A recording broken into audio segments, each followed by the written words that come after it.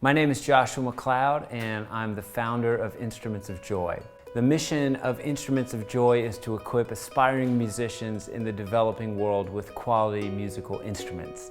I was on a missions trip to South Africa. It was my first time in South Africa, and when I got there, I was really surprised. Here there were these amazingly beautiful buildings and skyscrapers and the things that you would expect to see in any city in the United States. But one of the things that I saw as I was driving down the street is there was this huge wall. It was like a 30-foot wall. And I was asking the pastor that I was talking with while we were traveling, I was like, what's this wall all about? And he said, oh, well, we're going to the other side of the wall.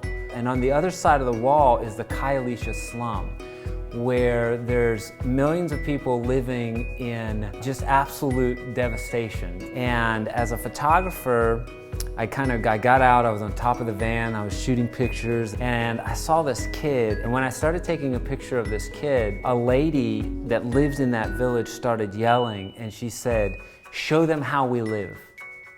Take our picture. Show them how we live here in Khayelitsha. She really wanted people to know. She wanted people to see her and to remember her.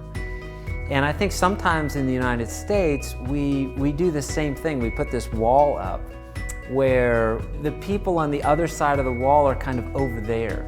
So it doesn't really affect us. Their poverty doesn't really have an impact in our lives. So we kind of just, well, let's just block that out of our mind. After South Africa, we went on a trip to Malawi. And when we got to this orphanage, there was no electricity. There were kids that were eating like once a day. And it was kind of a bleak situation. You walked in and it just kind of felt sad. And then one of the kids came in, he was like a 16-year-old, and he had a guitar that he had fashioned from a gas can and a block of wood. And he started playing that instrument, and the entire atmosphere changed.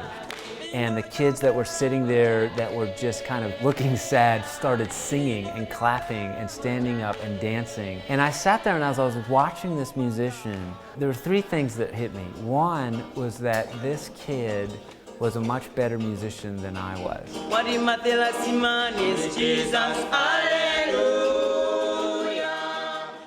The second thing that hit me was he was doing more with his musical talent than I was. Here he was bringing joy in this place of great poverty. And the third thing that I realized is that I had 3 guitars sitting in my bonus room collecting dust.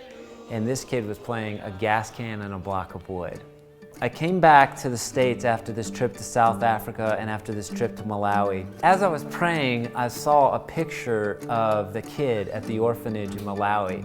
And I felt like God was telling me that I was supposed to give instruments away to orphans and aspiring musicians in the developing world. And so what I decided to do was send this kid my best guitar. In an area where you only make $400 a year, the idea of owning a quality instrument it's not a reality. And so at Instruments of Joy, what we do is we collect instruments that are collecting dust, and then we deliver those instruments into the developing world and give them to aspiring musicians who could never afford them. We work with organizations that are established and have deep roots in the communities where they serve, so that when we connect those instruments, we're giving them to someone who will put them into the right hands. What we're interested in at Instruments of Joy is not only meeting the physical needs of people, which is incredibly important, but also meeting the spiritual, the soul, reaching people with things like music and joy and dignity,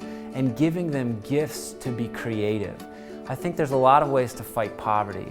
The way that we fight poverty is by bringing beauty into areas where there's devastation, and bringing music into places that simply don't have any music.